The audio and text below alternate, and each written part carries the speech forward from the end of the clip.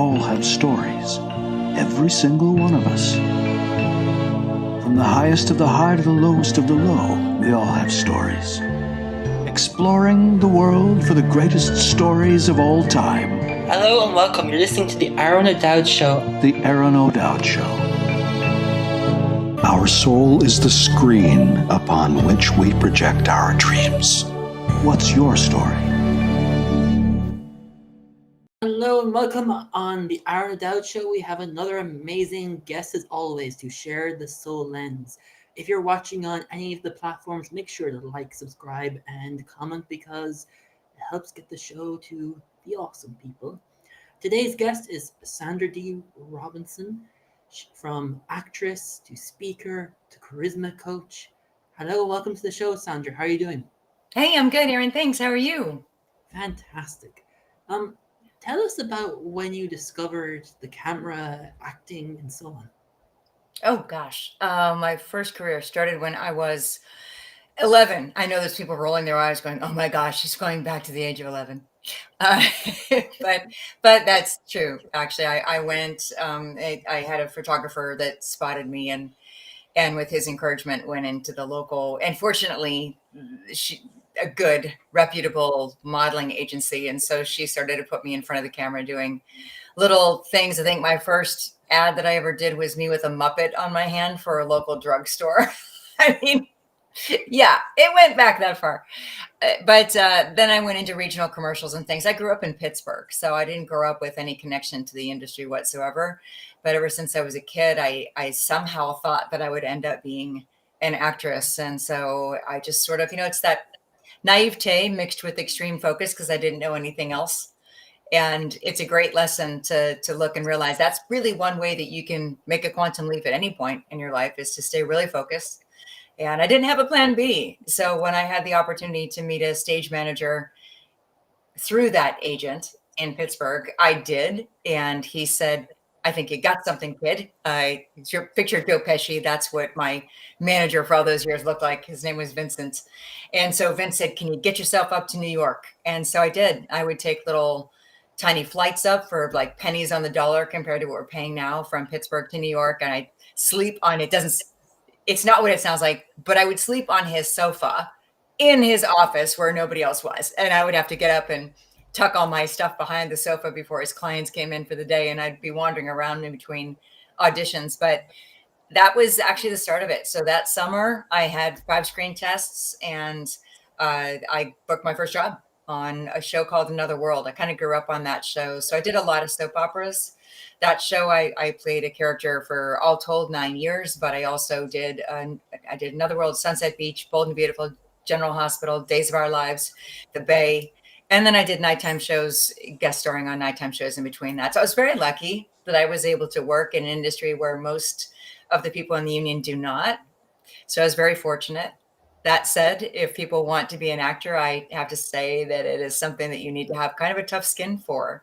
And if you don't have a tough skin in the beginning, if you want to hang in there, you will get one. Wow. How did it feel getting your first gig? Getting my first what? Getting your first acting gig. Terrifying and exciting. My first day on set, there was a strike.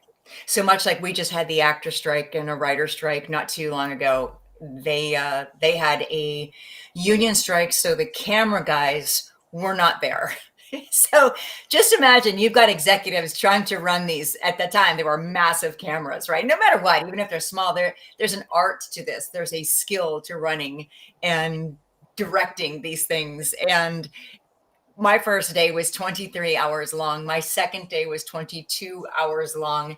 And I kept my shoes on, my high-heeled shoes on the whole time. And the other more seasoned actors are looking at me like, what is wrong with this girl? And I said, I'm just happy to be here. I will suffer through any pain, any lack of sleep, just so I can be here. And that was very memorable for my first day on the set.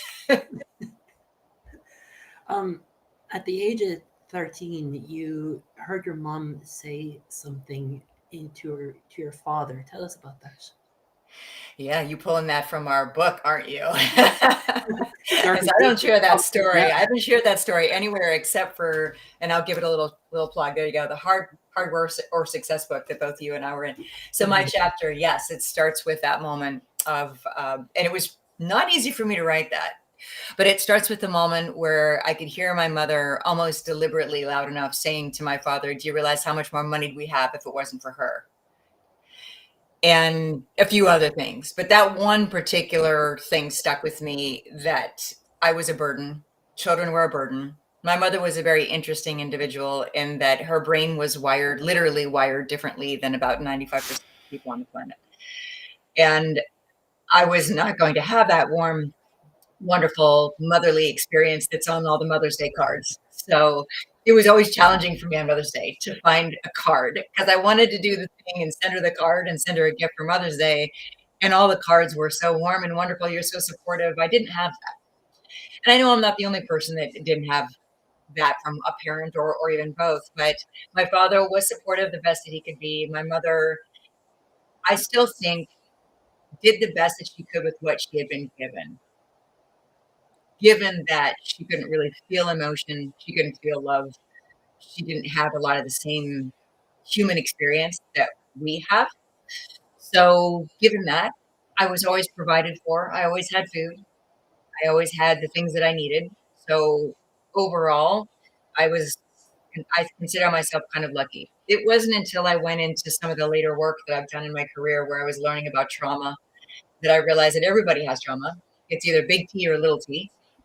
And a lot of my tea came from my mother, came from that woman. And which doesn't mean that it's something that if anybody's listening, it doesn't mean that if that something like that has happened to you, that you have to own that. It doesn't belong to you.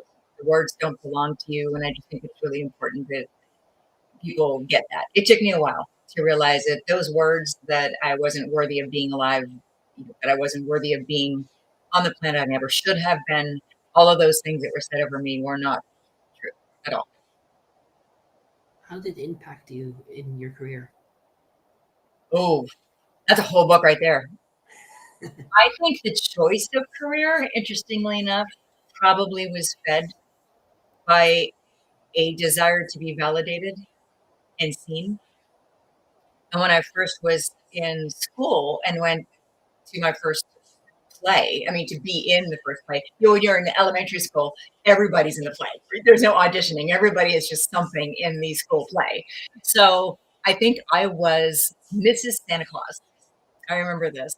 And I remember getting so into it because my mother didn't play with me. So my imagination, which grew to incredible, colorful existence, was what I went into when they said, "You're Mrs. Claus." And so I just dove into it because that's what I did when I was alone all the time, playing in the backyard, playing with myself, talking to the animals. That's kind of what I did. So I just did that in public. And I remember getting accolades for that. And that little moment had me go, "Oh, wait, you mean I can do more of this? This is where I can get," and it continued. And so where I got rewarded and validated, felt validated, I wanted more of that. So it became the safe place for me to become someone else. It wasn't safe for me to be by myself. It wasn't safe for me to be me, but it was easy for me to go and dive into an alternative reality. And then when I got paid for it, it was all that much better. The interesting thing is, I don't think I was ever meant to stay there. I don't think that career was ever going to be something that would take me to the Oscars or anything like that. But it was very good for me at the time. As I started to do more work on myself, I realized that I kind of liked being me. That took a long time, but I did like being me, and the need to escape became less. I had more of a desire to help other people and be others focused as opposed to just doing what I was doing as an actor. And there is some bonus to that. I mean, you have a platform. I think everybody has a platform, though.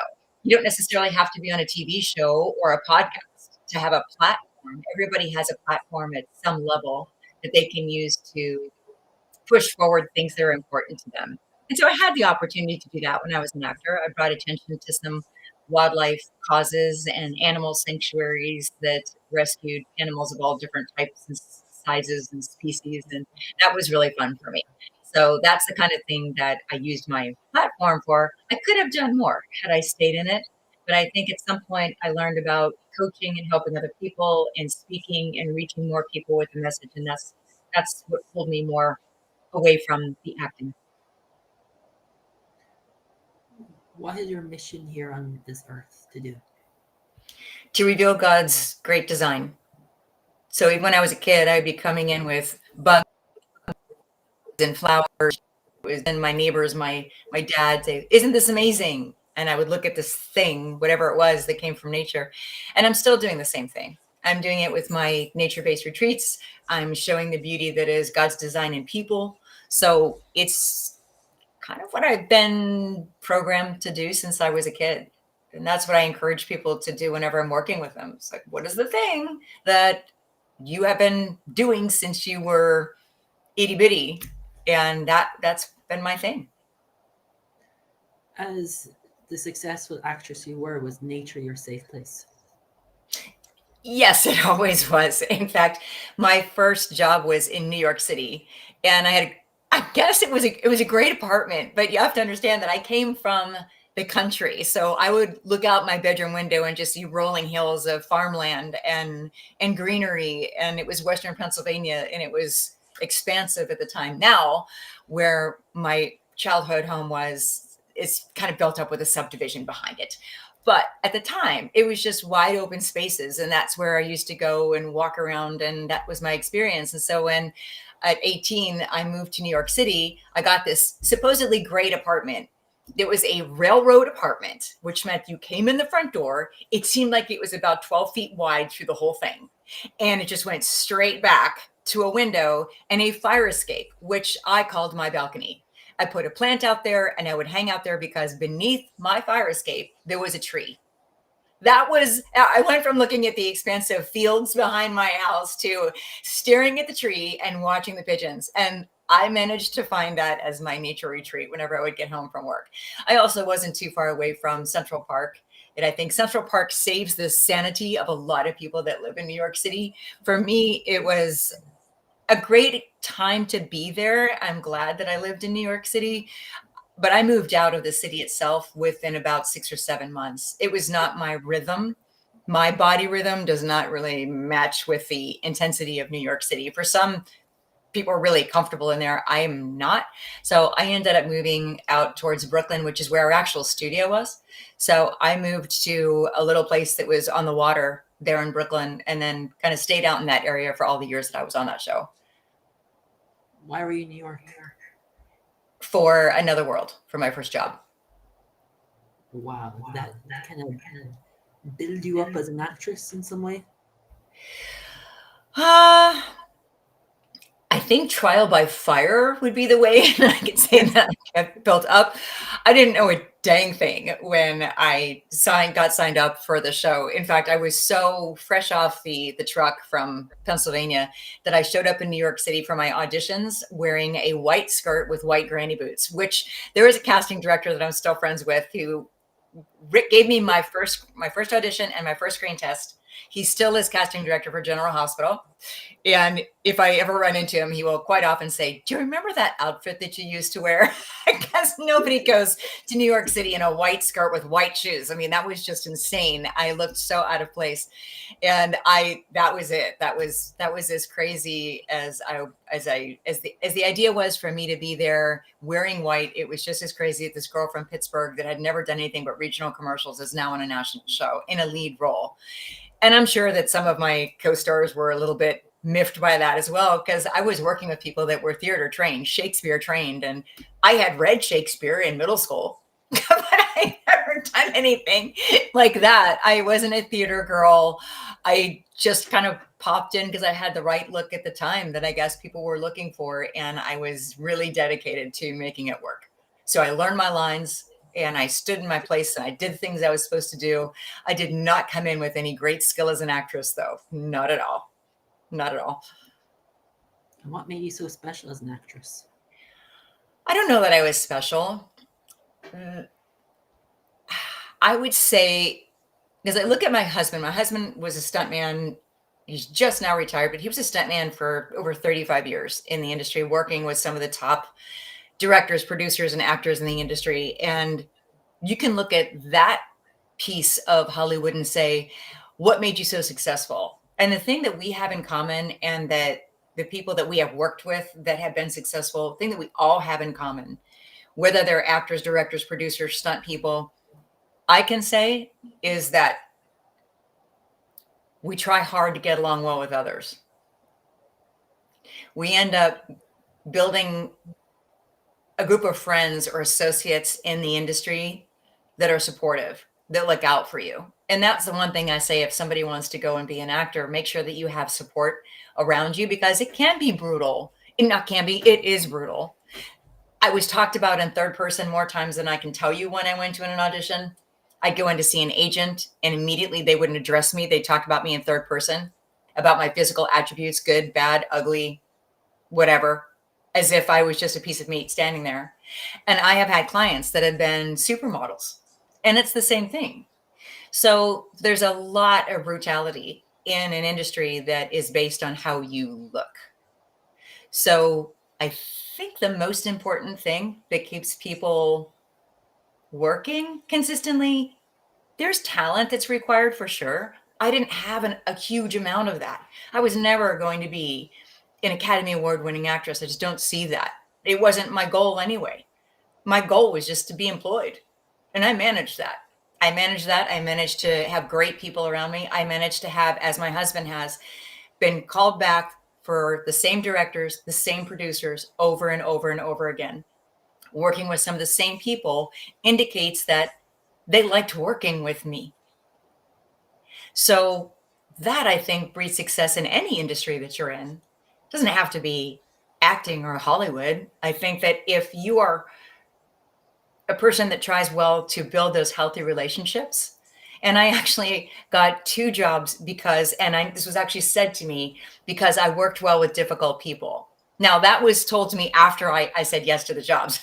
So, because I show up on day 1 and I'm working with another difficult person, and I'm like, are you kidding me? And for me, it became kind of a thing. It became kind of a challenge for me to find the lovely in the unlovable at that moment, because the 2 people that I'm thinking of were very hard to get along with, and it was causing a lot of discord on the set.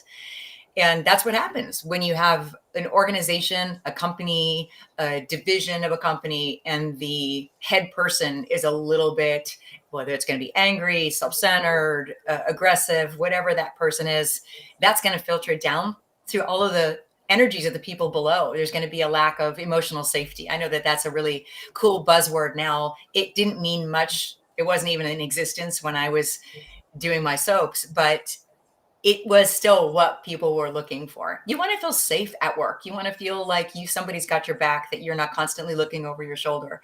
And so, interestingly enough, I had a great time with both the people that were supposedly very difficult, and ended up really liking my time on both of those shows. So I hope that was like a really long-winded answer to your question, which started with something I don't remember. It was like, what made me successful? I don't know. It's okay. And as an actress and as a woman, your looks are what counts. How does that feel to be in that environment? I kind of alluded to that. It is difficult.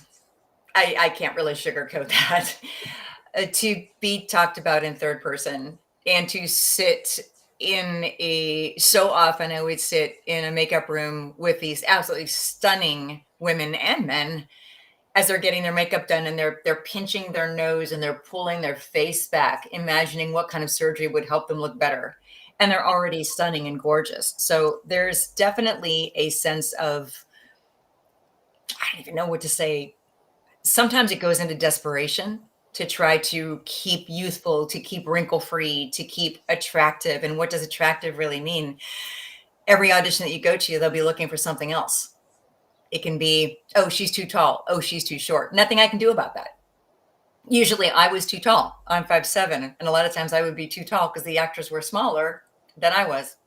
And I'd be working with a guy that would be 5'7", which means that I would look too large on camera next to him. These are things I can't do anything about. But the things you feel like you can do, you might become a little obsessive on. Like I said, the people sitting in front of the mirrors and tucking their face back. And there's really, in reality, there was no reason to do that. None. I think that gorgeous is gorgeous, and there are a few actors that do look rather wholesome and themselves, and we love them for it. And I wish that that wasn't part of the experience, but it's a little toxic at times. I'm glad that I went through it because I think it did make me a little tougher, and I hope I can talk some people through it that are dealing with that kind of feedback. I have worked with artists and actors before that have got that kind of thing, and like I said, I worked with gorgeous models. These people were like, these women would walk in a room and your jaw would drop, and they've been insulted in ways and words that you can't even imagine. So it's that thick skin that has to be built up a little bit. I may be wrong or not, but is it true that you were on Time magazine with Frank Sinatra? Is that correct? Mm, Am I I think my former co-star Joe Barber said something about that. There must have been an article in Time magazine where he and I were in a picture next to Frank Sinatra. I never met Frank Sinatra, so I don't think that's possible. I was thinking that, you know. No, never met him. What was that pinnacle moment in your career that you thought, wow, I treasured that? You talking about the acting career? I'm talking about, yeah, in the acting career. Wow. In retrospect, it's going to come back to relationships, and it's not going to be what most people would think. It wasn't, hey, the show's doing great, we're in great numbers, hey, I have so many people that showed up for me that we needed the National Guard to keep the crowds away. That was cool because I was then looking for validation, right? I think I was 18 years old, and we had an event in Canada. Our show was extremely popular there. The crowd showed up en masse to meet us, and I'd only been on the show for about 6 months, so the character was super, super popular. And we were worried that people were going to be crushed on the stage that were coming up to see us, and it was exciting. And at the same time, that was not a highlight that comes to mind first. That was, in a way, the initial, oh, there's a validation I was looking for. How crazy is that? It's empty. But in the beginning, that was, wow, what have I gotten into? That was that aha moment, like, holy crap, I've said yes to this, and now where is this going to go from here? It was very exciting. It was scary. I was concerned for people's safety. But in retrospect, after all is said and done, the real highlight was one of those people that I said was difficult to work with had been disrupting an entire cast. And I'm going to be very careful how I say this because I don't want to say who it was. And I'll tell you why in the end. It ended up being very different than people expected. The person was in threat of being fired. There was discussion. And I later realized that's where the attitude was coming from. The aggressiveness was coming from a fear of being fired. But when I walked in and introduced myself in the makeup room, that person, that actor, started talking about me in third person as if I wasn't there, which is really the most insulting thing that you can do to a human being, is to act like they're not actually existing. So I thought, wow, all right. There was no rehearsal. The person would not rehearse the scenes with me. It was a show that was a one take only. If an actor messed up and you had to do 2 takes, you were kind of called into the principal's office, if you know what I mean. So there was a lot of pressure to get the lines right. Because we didn't run them, some of the lines on the other actors' side did not come through correctly. So I not only had to learn my lines, I had to learn their lines as well. At the end of the first day, which went rather harshly, the producer that hired me for the third show I worked with him on, comes out and says, how'd it go? And I leaned over and I go, is this person like that every day? And his answer was, yes, but you can handle that, right? And I thought, oh my gosh, I'm going to have to do this every day. It ended up that day after day, I made it a commitment to find something, as I said, something lovely in this, at that time, very unlovable person who was making so many people angry. It was just incredible because at the end of my time there, this individual was actually wonderful. Wonderful. In fact, my husband went back and spent a day working on the show and said, this is long after I had left it. And he said, hey, my wife used to be on the show. And who was your wife? Oh my goodness. This actor gathered everybody for a photo because this is Sandy's husband. Sandy was great. Let's take a picture for Sandy. You never have any idea that our relationship started with that person in such a bad space. By the time that I left that show, that person was a very different human. Not just in my eyes. I think that there was a sense of safety that was not in existence, interestingly enough, and I'm not saying that I had everything to do with the way that they looked at the world, but I think that there was something that changed while I was there, in part maybe because when I was seen as a threat to that person and they realized that I was not, we actually created a healthy relationship. I think that that helped ease everybody's tension on the set because that individual was no longer acting out. So in a way, I can look at that. I learned so much from that. There was one other. Let me share one other with you super quick. Yeah, go ahead. I didn't get a chance to do a lot of sitcoms because my resume was mostly drama. But there was a show that was #1 at the time called 2.5 Men. And I was called back again and again. I must have read for them 5, 7 times. I mean, called back again and again, read in front of producers and directors and thought, again, I'm getting closer to getting the job. I ended up getting the job, but it wasn't the role I read for. It was a teeny tiny role as a co-star. And I had been reading for guest stars, which is a bigger deal, a bigger paycheck, bigger opportunity, more chance to be seen. This was a tiny little role. I call it the bimbo at the door because there were a lot of bimbos at the door on 2.5 Men. I said to my manager, Vince, same guy that I had seen back in Pittsburgh. I said, I don't want to take this. And his answer was, you don't say no to the #1 producer in television. So I was like, okay, because that time, and he's still very popular. At that time, he was the #1 producer of sitcoms. And so I went through this show in a small role. I learned so much about business. I love doing sitcoms anyway, because I'm not witty like that. So I always think like, hopefully by osmosis, I will grab some sort of like funniness. My wit will increase by just hanging out with them, right? You're the combination of the 5 people you hang out with the most. So if I hang out for 10 days with super witty people, will I become witty? No, it didn't happen. I'm still the girl that goes home like halfway home. I think of something that I should have said that would have been funny 15 minutes ago. So I didn't get that. But what I did get was a lot of lessons that I'd still share from the stage about how to bring new people in to your business. Chuck Lorre, the producer, would not give anybody, no matter how good their audition was, he would not give anybody a guest star role without giving them a small role first. Because he wanted to make sure that his well-run machine, and it was well-run, everybody worked together like clockwork. He wanted to make sure that nothing was going to mess that up. So he didn't trust anyone that was new to come in with a huge role and have that opportunity to disrupt anything. So every person that you saw that came back again and again on that show started in a little almost unforgettable role. It was just the way he did things. And I learned a lot about that. So if I hire somebody for my work or to come and work with me, I give them a short list of things to do and see how they do.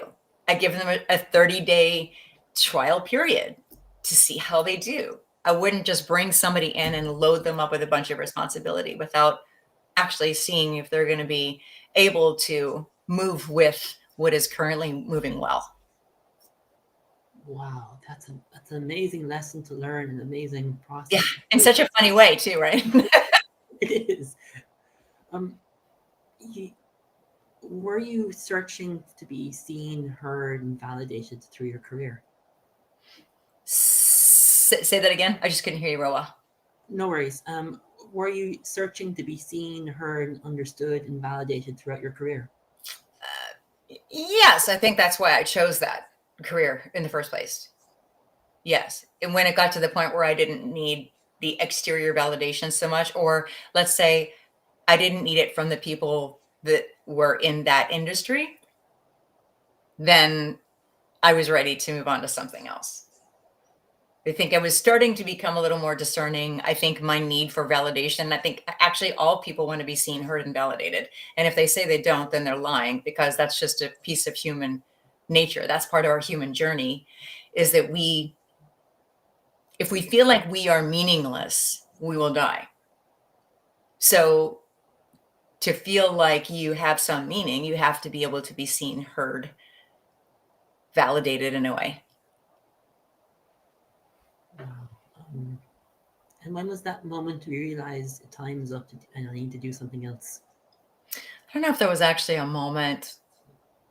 There was a series of moments, little steps, which, the way there's a method that I use when I work with people in the charisma coaching, confidence coaching, where I take them through, and this is in my first book, I take them through a series of memories that show a theme throughout their life of when they were the most successful or that when they felt the most on top of the world. Like I call that the aha moments, the moments that they just were like, this is awesome. I want this moment to last forever. So I think as those moments came along as an adult, I started to realize that there was a pull towards something bigger than myself. Like one of those moments was when I was terrified to hold a microphone and speak in front of people as myself. Give me a character and I will hide behind that all day long.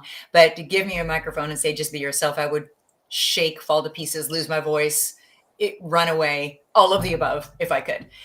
So to be able to, at some point, be handed the reins to a fundraiser, a celebrity fundraiser for an animal sanctuary that had an educational component to it, I realize now is setting me up completely for all the things that I am here to do. I'm here to teach, connect people to the beauty that is in God's design, and educate them on compassion and healthy relationships. And of course, there is the whole animal piece that I think we should respect what God has created. And so this little opportunity, I think I was probably 19, 20, and I did this for a couple of years, allowed me the strength because I felt a bigger sense of purpose. I was able to get celebrities on a school bus to come from New York City to New Jersey and raise funds that would support this little zoo, this little sanctuary for these animals. And there were lions, tigers, and bears, seriously, and all kinds of elephants. One elephant anyway, one unfortunate elephant, but they were animals that had nowhere else to go. And they ended up using placards to tell the story of each animal. And people would come in and learn about the animals and learn about compassion and empathy. And I felt so connected to this that it was the first time that I actually stepped out, made phone calls myself to people. Do you want to be involved in this? Never would I have initiated a conversation like that if it wasn't important to me. And then actually host that day, run the show. I would never have done that. But I think if you have something that is connected to your why, you will find the strength in order to do it. And that was probably one of the first steps. Who would think a lady like you scared of the microphone, I was terrified. I'm well into adulthood. So if I was doing something like infomercials were considered kind of the hush money. So you could go do an infomercial and get paid really, really well for hosting an infomercial for the day. And I would go in and read for one of these things and I would just fall to pieces if the director said, just be yourself. And so it was bad. It was really bad. And I remember driving away from one of the most just embarrassing times that I could feel this sound of slapping. I was so nervous. And I realized that it was the fabric of my pants my knees were knocking so hard that the fabric of my pants was slapping back and forth like onto itself. And that's what I was listening to, like, oh my gosh, which of course just sent me into complete failure. And he said very, sweetly and pathetically, thank you so much. Like, you can go now. And I just remember driving home and thinking, I have to figure out what is quote unquote wrong with me, or I'm going to go into the countryside and just live in a house and make dream catchers for cats, because this is not what I should be doing here in front of the camera. And I ended up looking at performance coaches. I had something like 13 coaches within 7 years. And then I had all the self-improvement work. I had all the conferences that I was doing. I had NLP master certification. I had all kinds of modalities that I learned. And through it all, it wasn't performance that was going to save me. It was the interior work. It was understanding that the stuff that I had been believing about myself was not true. that I actually was here. The thing that was in my heart to do is what I should be doing. This sounds so almost cliche at this point because we've been hearing people talk about this since the 80s, right? Mhm. But I had to really embody that. And I think there's still a lot of people that have to embody that. I work with people that are in their 60s that show up and are still listening to the voices in their head that are not their voices. That could be a parent, an ex-spouse, somebody that told them they weren't good enough, and they're still listening to that. And so I think that that's a big part for a lot of us in our human journey. Is that when you discovered your confidence? Uh, Also, I think confidence builds on itself. And confidence really is just confidence is not a feeling, which I think is so important. Mel Robbins brought this out, or maybe it was one of her guests, but it was something that I remember like, that's true. Confidence is not a feeling. We associate it with being an emotion. It's not. Confidence is action. Confidence is moving forward even though you are terrified. So if that is the true meaning of confidence, then I think everything that I did that I was terrified to do made me more confident. Because if you get one thing done that you were afraid to do, then you're willing to do something more. And that is what a confident person is. A confident person will say, hey, I'm not really sure how to do that, but I'll give it a shot. That's confidence. That's getting into action. There are two words that everyone loves hearing and hate hearing at the same time. And I think that, what you're doing is amazing, but where did the horses come? So yes, so I for those that might be confused but I haven't looked at the bio, I work with horses in a confidence building or charisma presentation association here. With one of the pillars that how I work is actually putting people in a nature environment, nature-based training with horses. And so the horses are the coaches in this case, and I just facilitate. What happens is, well, I'll tell you how it started. Was my first horse that I owned, and I hate to say owned because we don't really own animals, they're given to us. The first one that I was caring for that was actually considered my own was difficult.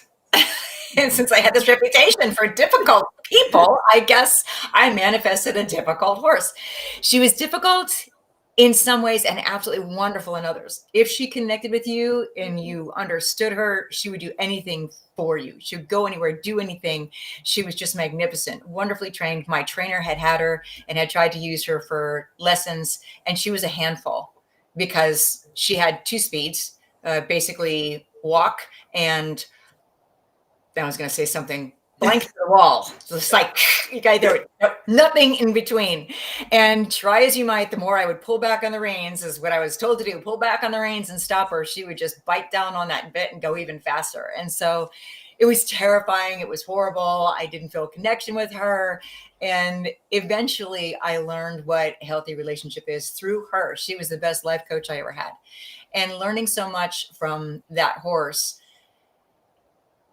really made me understand when I discovered that people were being healed from trauma through horses, I was completely intrigued. And so I went, I investigated this, wasn't sure what it had to do with me at the time, but not too long after that, I ran into somebody that was a coach, a life coach with horses. And I was like, wait, what's this magical thing?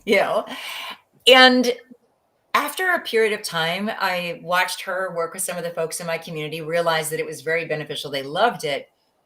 But I also noticed things that the horse was telling her that she was missing. And I say that with respect because she's the one that got me into this in the first place. But I had been studying animals since I was young because my mother didn't spend time with me. So I was outside. And my fascination with nature had me wondering, well, how do the birds communicate? How does a cat want me to communicate with it that's walking across my lawn? It's not my cat, so it was all foreign. But like, how does this dog that's walking by communicate? Like, how do the horses communicate? So I became very aware of body language and little nuances that the species would seem to use to interact. And I noticed that with horses. And of course, the more fascinated that I got with it, the more I studied the horses, the more I was around them, the more I started to pick up on these nuances. And this first person I worked with missed a lot of those. And so I thought, it turns out she didn't own horses, had never owned horses. So I actually did have something over her that she wasn't able to communicate with.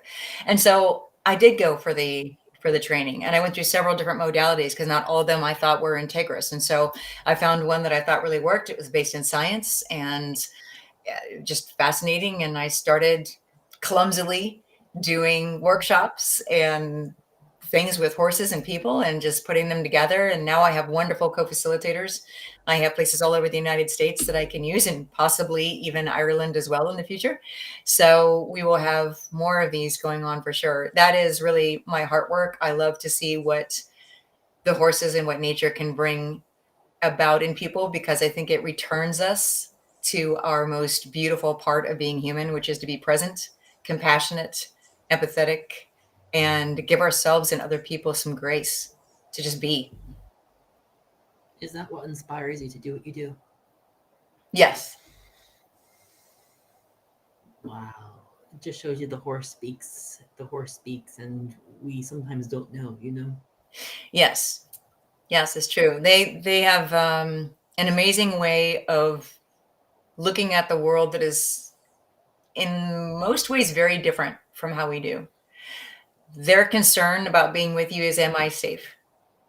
And the correlation, when I have companies come in, I explain the correlation here as in we're talking about that term, emotional safety in the workplace. When you're with a horse, that's really what they're looking for. Am I safe?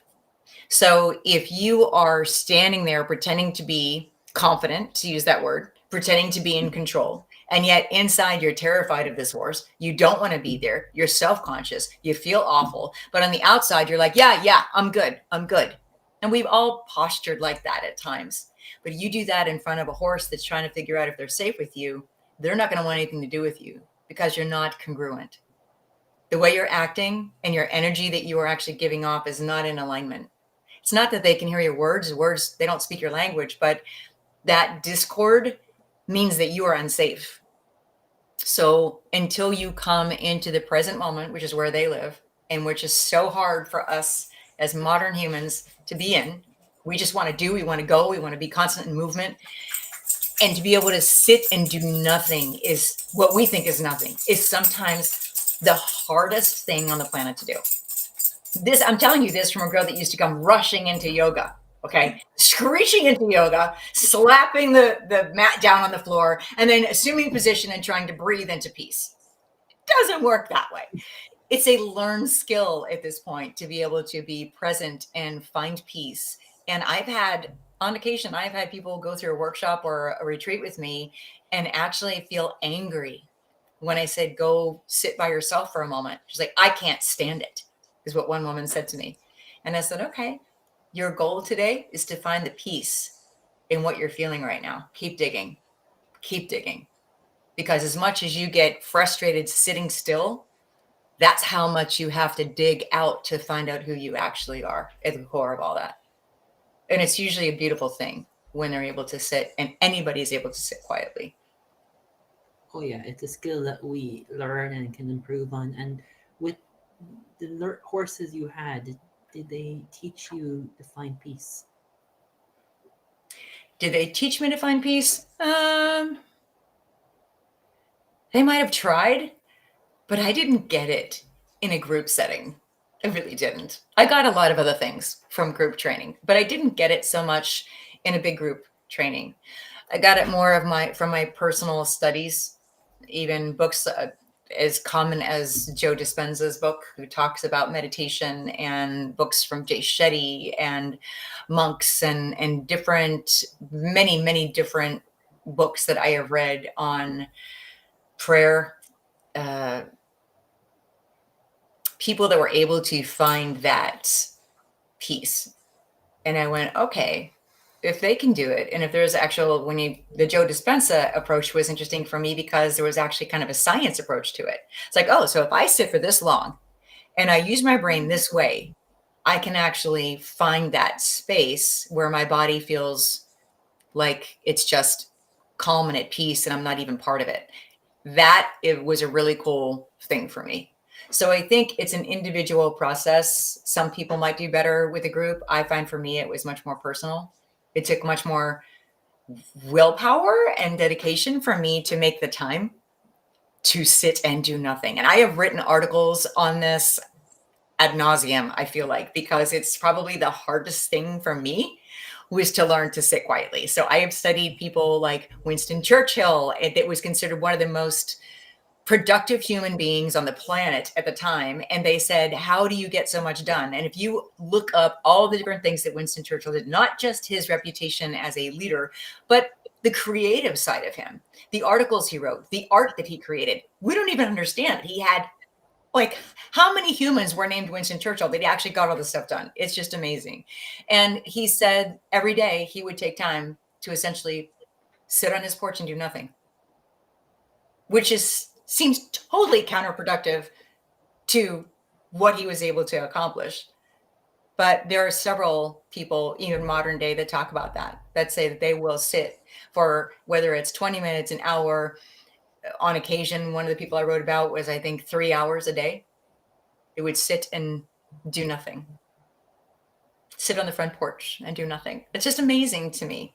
But I can understand why.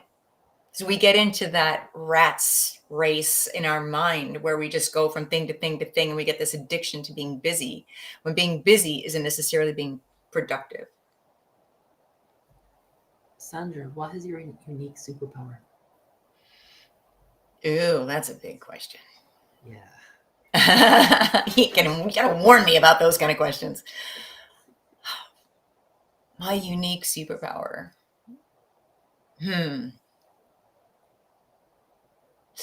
Well, my husband will laugh because he's like, you talk to animals. And I do. And well, they talk to me. I don't talk to them as much as they. Anyway, yes, that does happen. That does happen. I did not harvest that, and I do not harvest that, but I've had several occasions that have been no other explanation, but that they have communicated with me. And so that's probably one of those things that just is, I think my unique superpower is that I just connect to the natural rhythms of things. If I can slow myself down in order to do that. So my unique superpower, I would say, is not something, and maybe it's the same with other people, it's not something that is available to me all the time. I have to make sure that I'm out of the way. It's funny how we get out of our own way and then our superpower comes and then we rock people's worlds and their stages in some way, you know? Yeah. I know you've done your share of that as well. And it is, when you look back, I look back and I wrote my book, the chapter in the book, Hard Work or Success. I mentioned quantum leaps, which just means at some point in our lives, we can make this leap from where we are or where we were to a place that nobody thought that you could ever be. And I know you've done that. That was always, I actually broadcasted I was coming on your show and mentioned that about you. So in order to do this quantum leaps, I think that's where we have to be. We've got to be at that point where we are out of our own way and our superpower can take the lead and we work through that energy. And that's when those things happen. You talk about leadership a lot, Sandra. What does that definition mean for you? Leadership, the way I look at it is, if somebody says, do you do leadership retreats? I say, yes, I do. That is what I label my retreats with the horses, leadership retreats. But I emphasize self-leadership above all, because that comes first. And then you can lead other people. Like I mentioned before, with the organizations, the TV shows, the movies, that somebody at the top is unregulated emotionally, then it's going to be chaos. Emotionally, it's going to be an unsafe place. It's going to be disruption all the way down to the minions, if you want to call them that are running for the coffee. There's going to be that sense of ick that runs through everything. You're going to have distrust at every level. You're going to have people that want to leave. You will lose good talent because they don't feel safe. And so I think leadership that starts with self-leadership means that you learn to regulate yourself and check in with yourself so that your superpower has a clear way of using the space to lead, and you're not using the noise that is so disruptive to the emotional regulation in the first place. And that way you're leading with empathy and compassion, but you're not giving in. You're not a pushover. There's a line there where I say, yes, the horses teach leadership and compassion, and people go, oh, that's so soft. That's so woo. No, it's not. It's a gentle, but very strong way to lead because there's still boundaries that are there. It's much like good parenting, right? There's boundaries. There's also love and acceptance. So if you're leading in an organization, I think there has to be some understanding of compassion and empathy in the workplace without crossing a boundary into enabling and things like that. So those are the things that we learn whenever we're working with the horses. It's actually self-leadership first. There's a lot of leadership training out there that goes everything from Army leadership and people that have been Navy SEALs and all the way down to the kind of super soft work. I'm kind of in the middle with the way I look at leadership. I just think that healthy relationships is the basis for all. What is the fingerprint that you would like to leave behind as a legacy? Ooh, still forming. I think it's still forming. It's interesting that word legacy has been haunting me lately. I don't know why. It keeps popping up. So it's popping up with a couple of clients right now too. It's that word, I don't think of myself as somebody that needs a legacy, but there is something that I'd like to leave behind, maybe just the ripple effect of some of the work that I've done, and I may never know. I think some of the things that we do as coaches, as teachers, is we plant seeds, and it's not really my job to know if it ever reaps a harvest. But if I planted a seed somewhere, and even in the next generation, if it comes to fruition, then that's good for me. I just hope that I'm productive every day. If I can be, that's what makes me feel good, is to know that every day I'm doing something that I can create a ripple effect that will positively affect the planet. With everything you do, what advice would you give your younger self? Sorry, say that again. I couldn't hear you. No worries. With everything you've done so far, what advice would you give your younger self? The same advice. I was asked this a couple of times on podcasts, and one in particular, I was interviewed by one of the first mentors I had, and I gave him the answer that I think is still true today, which is don't believe what other people say about you. Wow. Do the work to realize who you actually are. What is your superpower, as you asked me? What is the gift that you've been getting? What is the theme of success that you've had throughout your life? What is that thing? And stand on that as your foundation, not what other people say. So I have memories, as a lot of people do, of being bullied in school, being bullied at home by my mother, not feeling that support. I could, as I did for a long time, believe that, but it doesn't serve me. I could also believe in the times that I was very well known, famous, to walk into a place and have somebody go, oh my gosh, I just so love you. They don't know me. Do I want to believe that everybody loves me because they recognize me from being on a TV show? I could walk around, get my head all big about that.